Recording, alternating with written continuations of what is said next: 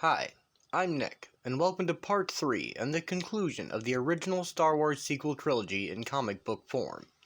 Following Dark Empire 1 and 2, Empire's End was published by Dark Horse Comics in 1997. When we last left our heroes, Luke had begun a new Jedi Order with the remnants of the old. The Emperor had deployed his terrifying new weapon, the Galaxy Gun.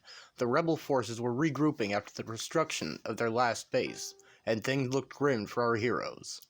The only bright spot was the birth of Leia's third child, Anakin Solo.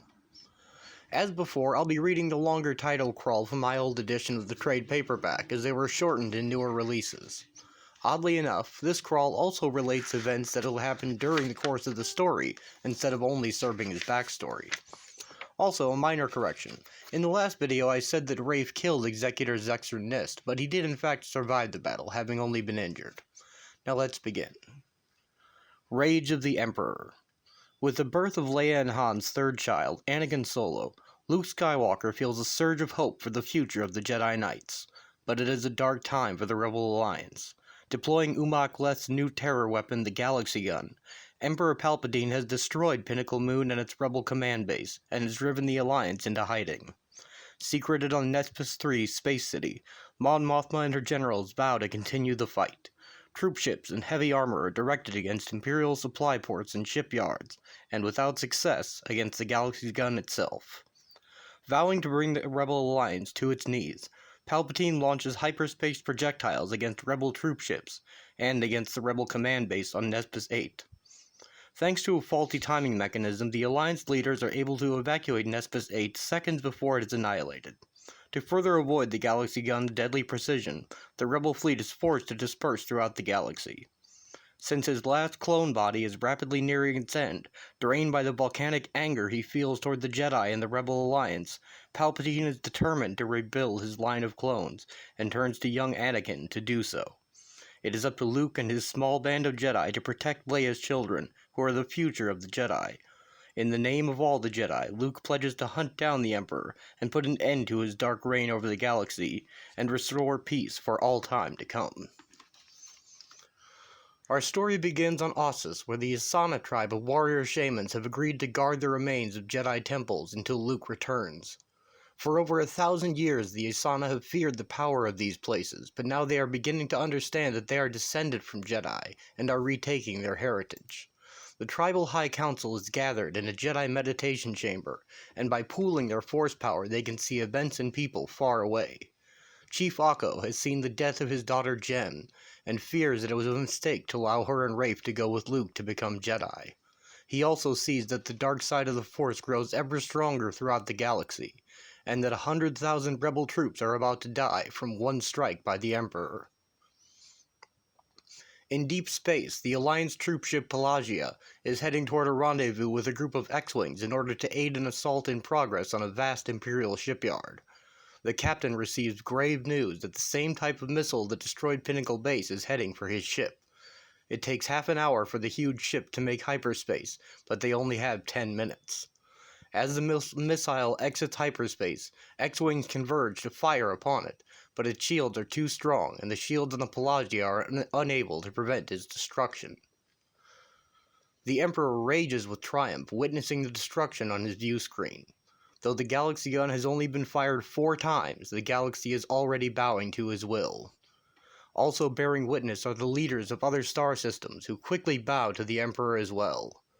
The Emperor's position begs him to control his emotions, as his last clone body is wearing out under the strain of his dark side energies. His best clones having been destroyed by Luke and his traitorous friends, he was forced to take one that is genetically unstable. Imperial spies within the Rebel Alliance have just reported the location of the Rebel base near Nespis 8. The Emperor immediately orders its destruction. The derelict space city near Nespis 8 has quickly become the center for Rebel activity and military strategy in the galaxy. In the main hangar, Han Solo is overseeing the replacement of the Millennium Falcon's new lightning gun with a replacement missile launcher, which he expects will please Chewbacca greatly. On board the Falcon, R2-D2 informs C-3PO that an Alliance technician has just installed an Imperial homing beacon on the Falcon. The Imperial spy is about to destroy C-3PO when he is stopped by Han and caught by Chewbacca. The spy is brought to the rebel leaders, but before Mon Mothma can order an evacuation, the city's defense scanners report the missile is already on its way. It punches a hole in the main hangar and comes to rest in a calamari cruiser, but does not explode. A faulty timer has saved the rebellion for now, and the missile is disarmed as the evacuation begins. The rebel fleet launches into hyperspace just as a second missile destroys the city. The Emperor, furious at the weapon's failure, gives Umak Leth, the weapon's creator, 3 days to get it in perfect working order on pain of death. Again, Palpatine's physician reminds him that calmness can slow his cellular decay, and the Emperor struggles to calm himself, for disembodiment of the dark side is perpetual madness, a fate he wishes to avoid at all costs. He orders Zexer Nist to take a team to Ossus to collect cellular material of a Jedi bloodline to create new clones with. Knowing the Skywalker children are out of reach for the moment, the shamans of the Asana will have to do. I find it interesting that even before the introduction of midichlorians in Episode 1 2 years after this publication, the universe still behaves as if they exist, that Jedi bloodlines are required to create a clone capable of using force powers. While his mission is carried out, the Emperor himself will take his new flagship, the Eclipse II, to a hidden dark side world where he can strengthen his decaying body. The rebel fleet has assembled in deep space beyond the galactic rim and are discussing where to hide until the galaxy gun can be destroyed. Luke suggests Ossus may be the safest place, as the Emperor may not wish to destroy the valuable Jedi artifacts there. He may want their power. But Mon Mothma insists that no one location can be risked. They can't present a single target anymore. She orders the fleet to disperse throughout the galaxy, and they will maintain communications through one cruiser that will remain in deep space. Han and Leia will go into hiding with their children, while Luke and the new Jedi Order will go to Ossus. Luke and Rafe are aboard Luke's new ship, the Jedi Explorer 2, and Cam Solusar and Empatogenos Brand are flying a Howl Runner that Cam stole from the Empire. On Ossus, the Emperor's minions have already captured 3 Yasana shamans for cloning purposes. Soon after the Empire departs, Luke and Rafe arrive and learn that Chief Akko and 2 other chiefs have been taken. Luckily, Cam's scanner picked up where they were heading, and a rescue mission is soon launched to Vijun. After Vader's death, his castle Bast belonged to Executor Cedrus, and following Cedrus's demise it passed to Zexer Nist. Despite incoming fire, the Jedi ships make it to the landing pad. Luke's Jedi Explorer lands safely while Cam's Howlrunner smashes into the blast door, making an entry hole. The 4 Jedi battle their way through the castle.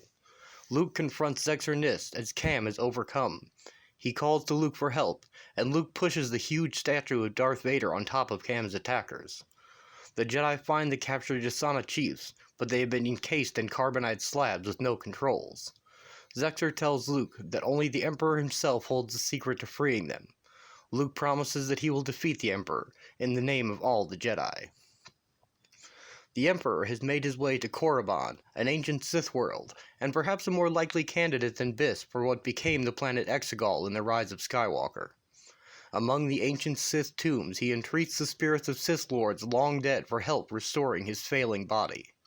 They tell him that nothing can be done for the flesh he now wears, so instead he demands their aid in finding the Skywalker children, in whom he intends to reside. Seeing that Palpatine gave up everything to the dark side long ago, the spirits decide to help. Through an oracle stone, they show him the location of Leia and her children. The Emperor has no choice but to reluctantly trust his inner circle to care for him as the child he will become, until he is old enough to assume the throne. In deep space, aboard the Millennium Falcon are Han, Leia, C-3PO, and the Jedi Vima, and the children. Leia has been studying battle meditation in the ancient Jedi texts, and she employs it now to see the Emperor in pursuit. The Falcon is caught in the tractor beam of the Eclipse II, but Han has a bold plan. He rides the beam towards the ship, unleashing missiles when they are close. He wins their escape as the missiles blow up the tractor beam generator. Unable to make hyperspace, the Falcon speeds away at sublight to nearby Onderon for repairs. The Emperor immediately disciplines his officer for his failure, with fatal results. On the surface of Onderon, the Falcon undergoes more repairs while a massive flagship Eclipse II enters orbit and can be seen against the planet's moon.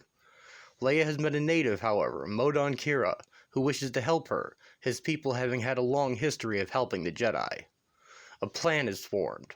The Falcon will leave the planet with Vima aboard, who will use the Force to create the illusion that Leia and the children are on board, while in secret they will hide with Modon's people on Onderon. The Falcon launches and is instantly set upon by TIE fighters.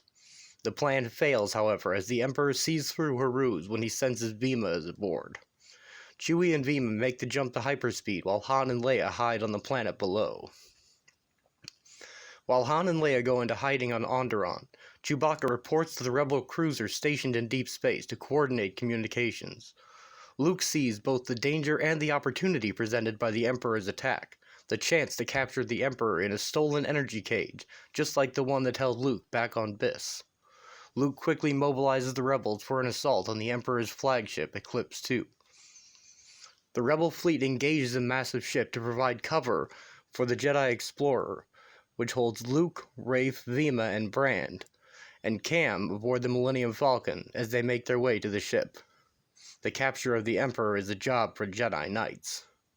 Sensing that the Emperor is not on board, the Jedi Explorer 2 leaves the battle to land on Onderon as the Falcon stays behind to attack the flagship's engineering section. Han Solo meets Luke and his band of Jedi Knights, and they team up with the Beast Riders of Onderon and attack the Emperor's Imperial shuttle. He is not aboard, however, and his minion reveals that he has gone to hunt Leia at the hidden Kira fortress. The Emperor makes his entrance with Sith magic, pretending to be merely an old man seeking shelter. While Leia and C-3PO discuss Jedi history, he makes his entrance to her chamber. Aboard the Eclipse 2, Cam Solusar, Chewie, Lando, and Wedge Antilles go into action. Having cut their way into the engineering section, they begin their sabotage. Meanwhile, the Emperor disables Leia and C-3PO with Force lightning and takes her child. At that moment, Brand discovers them and bravely faces the Emperor's wrath. Rafe cuts the hand off of the Emperor's Dark Jedi bodyguard before he too is felled by lightning. Luke tells the Emperor that death is no longer an escape for him without his clones, and offers to accept his surrender. Just then Han arrives, and delivers the final blow to the weakened Emperor with his blaster. The Emperor's malevolent spirit leaves his dying body, attempting to enter Leia's child, but it is intercepted by King Brand. As he holds the Emperor's spirit, Brand is being eaten alive by darkness. Yet he promises that the Emperor will go into death with him, and will be held by all the Jedi who have gone before, that he will never return again. Just as in the Rise of Skywalker, it will take all the power of the Jedi to defeat the greatest evil the galaxy has ever known. Aboard the Eclipse 2, the Rebels' plan is coming to fruition. The hyperdrive has been hijacked and activated, and the massive flagship jumps away from the battle with the Falcon still attached. Just then, near Biss, the Galaxy Gun has been repaired and is ready to fire again, just in time for the Eclipse 2 to exit hyperspace on a fast collision course with it. In one blow, the Galaxy Gun is broken, and it is destroyed. It fires one final time, striking the planet Biss below. The Rebels barely make it to the Falcon in time for a quick escape, and lasting victory over the Empire is finally achieved. The end. Epilogue. The Imperial Reign of Terror has ended. In the person of Janus Brand, the fire of the Jedi that was nearly extinguished has flared up into brilliance. Emperor Palpatine, who rose to despotic power on a promise of uniting the galaxy, is dead, his last clone body reduced to ashes. Palpatine will never return, and his spirit will forever wander in the shadowy madness of the evil he embraced. News travels at light speed in the galaxy. Within hours, it is widely known that Biss, the Imperial throne world in the galactic core, has been destroyed. The Emperor is gone, and his empire is in ruins. In the farthest outposts of the Rebel Alliance, a cry of victory is raised. Long live the New Republic. The remnants of the great fighting force forged by the resurrected Empire and his dark adepts are scattered throughout the galaxy and across the uncharted worlds of the core. Vying amongst themselves for commands, the Imperial Admirals could yet represent a powerful antagonist to the war-weary Alliance, if they can settle their differences and bring together a unified fleet of Star Destroyers. Following the safe return of the Millennium Falcon and its crew from the core, the leaders of the rebellion gather on the planet Onderon, as guests of the Modon Kira and his warrior clan. There, in the venerable halls of the ancient Kira fortress, the Republic is officially reborn under the provisional leadership of Mon Mothma. Leia Organa Solo, as Minister of State, will be her second in command. The planet Coruscant has been the seat of galactic government for millennia, and it was the seat of the New Republic during the years immediately following the Battle of Endor and the death of Darth Vader. Reconstruction of the old seat of government on Coruscant will begin immediately, and the free worlds of the galaxy are invited to send representatives to Coruscant as members of a regenerated Senate. The senators will, in solemn deliberations, elect a new president of the Galactic Republic. It is Leia's hope that Vima Dabota, who remembers the time when the Jedi were unequaled in strength and wisdom, will live to train Han and Leia's children in the ways of the Force. But during the victory celebration in the walled city of Aziz, Vima mysteriously disappears. None of the Jedi are able to locate her, and it is not known if Vima is dead, or whether she found passage back to her old haunts on the spaceport moon Nar Shaddaa. For Luke Skywalker, the death of Palpatine marks the end of a terrible struggle that has consumed nearly his whole life, and it marks the beginning of a time when Luke can devote himself, heart and soul, to the principal task of the last living Jedi Master. Luke's remaining years will be given to the great and necessary work of restoring the Jedi Knights to preeminence as guardians of peace and justice throughout the galaxy. Well, I hope you've enjoyed this little trip through history, the history that was before the canon changed. This has been the sequel trilogy from the 90s, and I hope you enjoyed it. Thank you for your time.